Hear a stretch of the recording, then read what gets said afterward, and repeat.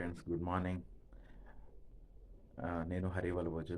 ఈరోజు పొద్దుగాల ముచ్చట ఏంది అనంటే, ఈ మధ్య మామూలుగా అయినా ఎవరి అనుభవాలతో వాళ్ళు తెలుసుకునేటివి కొన్ని ఉంటాయి. కొన్ని వేరే దగ్గర కూడా చూస్తున్నాను. సో, చాలా వాటి దగ్గర చూసా ఈ ఒక్క కొటేషన్. ఎవరి దగ్గర నుంచి ఏది ఎక్స్‌పెక్ట్ చేయకుండా, ఆశించకుండా ఉండండి. ఒకవేళ ఆశించినా చాలా తక్కువ ఆశించండి. అటువంటప్పుడు మీ మనశ్శాంతి మీరు మనశ్శాంతిగా ఉంటారు.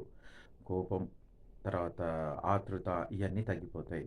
ఇది అందరికీ వర్తిస్తది అని నేను తెలుసుకున్న రజనీకాంత్ ఎక్కడో ఒక దగ్గర సూపర్ స్టార్ రజనీకాంత్ అన్నాడు.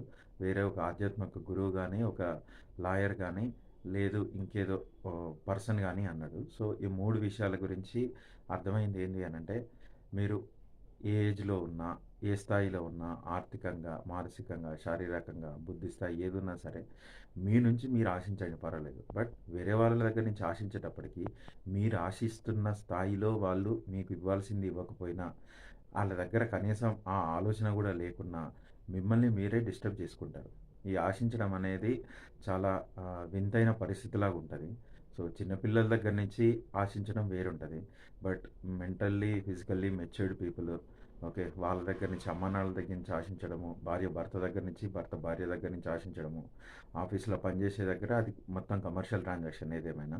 సో, దాని దగ్గర ఆశించడము, అన్నదమ్ములు ఒకరి దగ్గర నుంచి ఒక దగ్గరికి, ఒకరి నుంచి ఒకరు, అక్క చెల్లెలు ఒకరి నుంచి ఒకరు. సో, ఈ ఆశించడంలో ఏదైతుందో చాలా కనెక్షన్స్ ఉంటాయి. సో, మీరు ఆశించినట్టు అవతలోళ్ళు ఉండకపోయినా, మీరు ఆశించినట్టు మీకు దొరకకపోయినా, అది చాలా డిసప్పాయింట్ చేస్తది. సో, ఆశించండి, కానీ తక్కువ స్థాయిలో ఆశించండి. ఎందుకంటే మీరు డిసప్పాయింట్ గారు.